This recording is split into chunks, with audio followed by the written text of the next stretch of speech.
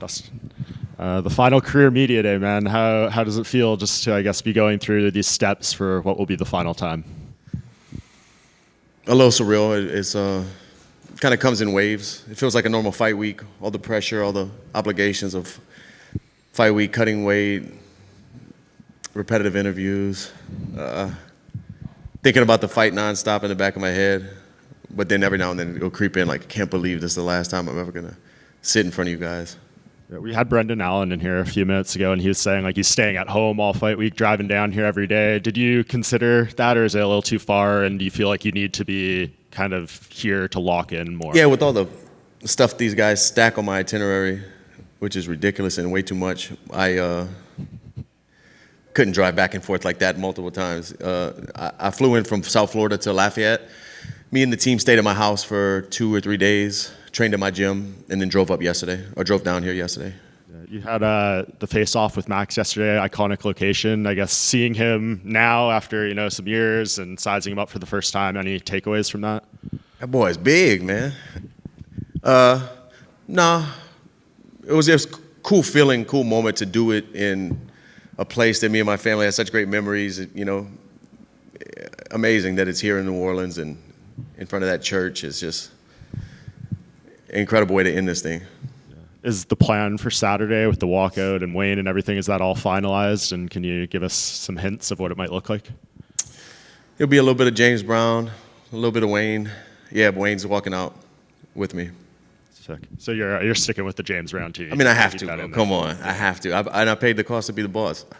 So I can't, on my last one, I can't switch it up I can't go that far away from it. I need to hear that. I need to feel that vibe before I fight somebody. Yeah, and last training camp, I know you had said at the start you want to do everything right, like cut out even the little bit of drinking, all that stuff. Now that you're sitting here and all the work is behind you, do you feel like this was what it needed to be for the final fight? Yeah, I did. Not that I didn't check all those boxes in every other training camp. I just really, really focus. I'm 90-something days completely sober, no alcohol, no marijuana. I don't like the diet fad talk, but I've carnivore, like I hate tossing around keto, carnivore, stuff like that, but for probably 4 months, 5 months, I've been eating just, I guess, kind of like a carnivore, just meat and berries, little vegetables here and there, and dude, I'm in the best shape. This is the lightest I've ever shown up to fight week. Incredible. So yeah, I did everything right. Yeah, and in there on Saturday, Joe Rogan won't be doing the call, so Daniel Cormier, I think, will be doing that final interview with you. What's, I guess, that going to mean, especially given the Louisiana connection with him? Yeah, closing it out with Rogan would be cool, but also DC, the legend he is, and the Louisiana Sports Hall of Fame he is, just everything he brings is awesome to be able to talk to him when it's all said and done, another Louisiana boy in New Orleans, so it's special. Yeah. And then just in terms of the fight itself, like I know you'd love to go in there and do something spectacular. What are you expecting out of Max? You said he looked pretty big when you saw him yesterday, so a lot of questions around his durability too after being knocked out for the first time. What's this fight going to look like in your mind? Yeah, with the durability talk, it's tough to say. A lot of things play into that, genetics, lifestyle, all kinds of stuff. We'll find out Saturday night if that shot really affected him. That's my goal, is to find out. But I'm expecting another war.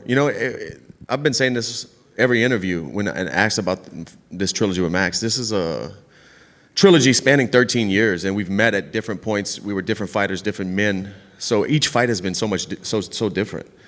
Even looking back to the last fight with him, there's little takeaways, but I think this is a whole different thing. So it's exciting, man. And Max is a legend, Hall of Famer. Done incredible things in his career and going to continue to do so. And a good person. So fighting him for the last one, it seems poetic. Me being his debut in the UFC, him being my last fight. Everything's happening at the right time. Dustin, we see fighters talk about retirement and saying like, they don't have stuff to fill their days and they miss it. But you're going out on your own terms and picking when you're choosing to retire, right? The sport's not retiring you, as you said. Exactly. So, but on Sunday morning, do you think you'll be happy to be retired? I don't know. I got to go through it before I talk about it.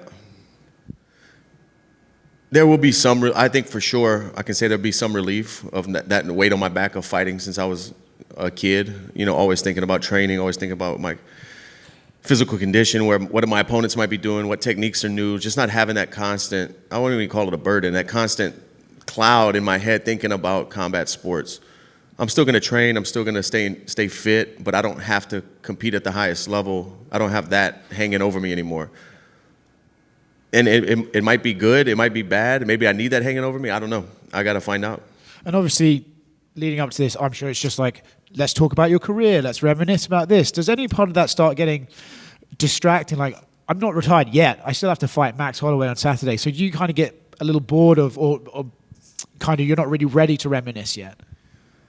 I haven't really dived into that part of it, really sitting back and saying, wow, what a career. But there has been moments of things that I forgot about just because I've been fighting for a while, highlights that I forgot about, or moments throughout the fight weeks that I'll see a video of. And it's kind of cool. I really feel, because I don't view myself as that. I just feel like a normal guy, a fighter, chasing dreams. I don't look back and think like, oh, I did do some pretty cool stuff. But the love and outreach from fans and stuff has been incredible this last training camp. I've seen so many people. I feel appreciated. It feels good because I never like sit back and look at myself like that. I'm always chasing the goal. I never look at it. So it's been a lot of love, man. Yeah, justifiably so. Last one from me. Let's say coming to the last minute of the fight, you've been through a war. Last 10 seconds, Max points to the ground. You have to jump the guillotine, right? You have to jump the ghillie right away. Of course, bro. That's my plan, is to point down. As soon as we start swinging for the fences, double leg, let's grapple. Dustin, what does it mean to you to have the Acadiana Lafayette community here literally and figuratively in your corner for your last bout? It's amazing. I've been saying it all week. I don't come from a place with silver spoons, a lot of money. I don't come from that. So all the travels and fights that I've had all over the world, a lot of people don't get to go. A lot of people missed out some big moments in person. So to be so close to home where they can hop in their car and drive to New Orleans and have people in the arena, fans, family, friends that never got to see me compete live for this last one is super special. And has the reality really set in that this is actually going to be taking place in New Orleans, and it's the perfect setup for you to not only go out on a high note, but as well as have all of your friends, family, and team along your side? Yeah, I kind of think about it here and there. Last night, laying in bed before I go to sleep, that was my first night checking into my Airbnb here in New Orleans and doing the paperwork. I'm like, wow, it's really happening. This is really, really happening. But I think it's just the right time. I don't want to get retired from the sport. I don't want this sport to chew me up, and I want to walk away. I don't want it to retire me. Thank you, Dustin.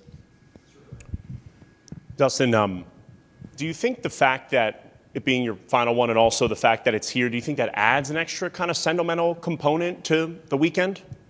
100%, no question about it. Just being here in the vibe of New Orleans and knowing that it's my last fight, knowing that I have a great, worthy opponent standing across from me who's going to bring the fight,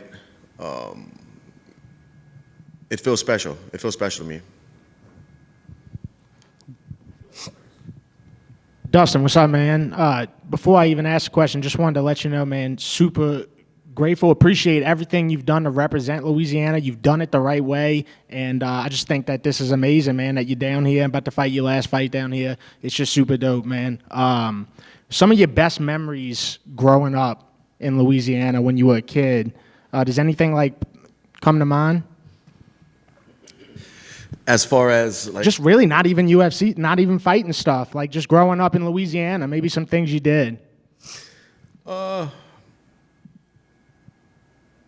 mean, as it pertains to fighting, coming here to New Orleans when I was a young kid, I think 2008, I might have fought in the Superdome. Rich Clemente put on a show during a car show, and they were doing it in the Superdome. He set up a cage in the middle of the cars, and I don't know if there's ever been before or after another mixed martial arts fight in the Superdome, but in 2008, I fought in the Superdome. That's a crazy memory, man. Growing up in Louisiana, having everybody there and fighting in where I grew up watching the Saints play, that's incredible. That's a legendary name, too, Rich Clemente. I mean, people down here, we know Rich Clemente. Of course. What do you think makes Louisiana people so great? You know what I'm saying? So different. You know, what do you think it is about Louisiana people that's just so one of a kind?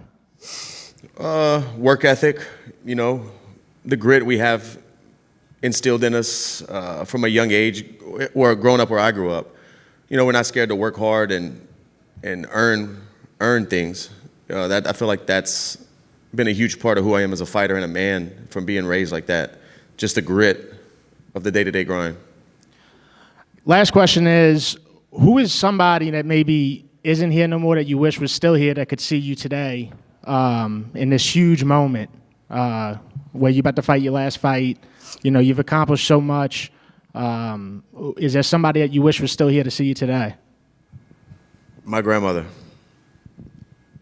Thank you, Dustin. Appreciate it, man. Dustin, right over here. It's hard to imagine you stepping away after the presence that you've had on the sport for the past close to 20 years, man. Do you think that down the road, I know right now you're focused on family, but down the road, what's the involvement going to look like? Can we expect to see you maybe coaching, open a gym? Do you look to give back to the sport at another time? I would love to give back to the sport, but like honestly, starting from a blank slate or teaching kids, opening a gym isn't a passion of mine. I currently work with guys who are established and have a career, and if I can sprinkle something, add something in their game, help them out, I would love to do so. But I would also love to stay connected to the sport, working with ESPN or doing desk analyst work. You know, I've had a few times on the desk, and I really enjoy that stuff. So I definitely want to stay connected to the sport, and I'll never be all the way out. Even though I'm retired, my buddies own gyms around me. I'm going to be going back to American Top Team, seeing my guys, and I'm always going to be on the mats. So it's not a sport like a seasonal thing. This is it's a lifestyle. I'm going to be, until I'm old and gray and my hip finally gives out on me, I'm going to be on the mats learning stuff. And last for me, I want to say congrats on your career, man. For me, a lot of my earliest memories involve you when I was, coming up watching MMA, and I don't mean to make you feel old at all, but when you think about the career that you've built, the legacy that you've built, what's maybe one thing that you hope sticks with this MMA community and something that they really remember about Dustin the Diamond Poirier? That anytime you saw my name on a fight card or a fight of mine get announced, you knew it was going to be a war and I was going to leave it all in there. I didn't cut corners. I just took what I was given at that moment and made the best of it to prepare myself for those fights, and I always gave it my all, man. I just want people to remember me as a warrior. Just a few things like outside of your fight. What was your reaction to Ilya becoming the new champ and knocking out Charles? It's not that I didn't think he could do it or it would happen. I was just surprised like everybody else. You know, we never seen Charles put out like that. We've seen Charles stopped, but we've never seen him put out like that. And then just the streak the guy's on. You know, I'm a big fan. Anytime he's fighting, I'm watching. I keep saying the same thing, but he's everything he said he is so far, right? And he's still young. The sky's the limit. So he's him. Who do you think should be next for Ilya? Who should be next for Ilya? 55 has always been so cloudy at the top. Maybe Gaethje. I think him going to 170 to fight Islam, if Islam wins, is a stretch. You know, Islam's big, man. I've never seen Ilya in person, but he seems smaller. I know obviously he can knock anyone out. I do think if they fight, Ilya can knock anybody out from 45 to 170. He has the skills, the power, the technique, and but we've just never seen him in there with somebody that big and somebody with that caliber of wrestling. But I think he should defend the 55 title a few times before that's talked about. We'll see.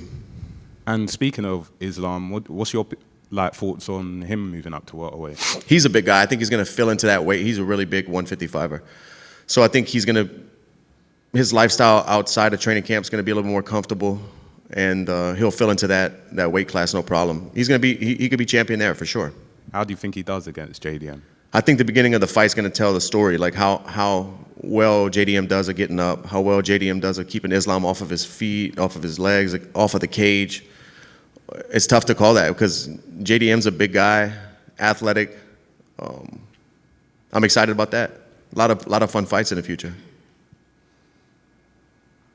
Hi, Dustin. Chantel here. Can you settle the score? Who has better food, 504 or 337? Depends what kind of food we're talking about. Because out here, this is Creole. Gumbo. Out there, 337. 337. You guys put tomato in your gumbo. Hey, Dustin. Devin Johnson here. I wanted to ask you, as you return for your last fight, you return home, you're on the precipice of completing a trilogy against a fellow Hall of Famer. You also can go out as the baddest man. How ceremonial would this victory be for you? It will be huge. It will be a dream come true. You know, my last fight, laid the gloves down in Louisiana. My debut in the UFC, I walked out to a Lil Wayne song. My final fight in the UFC, I'm walking out with Lil Wayne. I provided a beautiful life for my family chasing this dream. I've learned a lot about myself. I've built businesses. I've built relationships with people that are going to be part of my life forever. Going out with that belt in Louisiana, not getting on a flight Sunday morning, driving home in a state where I live and reside, a state where I was raised and reside is a storybook, a storybook ending. So if I can get my hand raised Saturday night, walk out of there with that BMF belt, I'm the baddest motherfucker forever, man. And your nickname is the Diamond. You have personified that nickname with your razor-sharp approach to the sport. What does it mean to be known as the Diamond? Somebody gave it. Tim Crater, a former UFC fighter, gave me that nickname back when I had maybe 5-6 pro fights. I fought my whole amateur career and most of my beginning of my pro career with no nickname, and one day he just gave me that nickname, and it was fitting. Diamonds are created under pressure, and that's where I thrive. So, the underdog. Thank you, guys.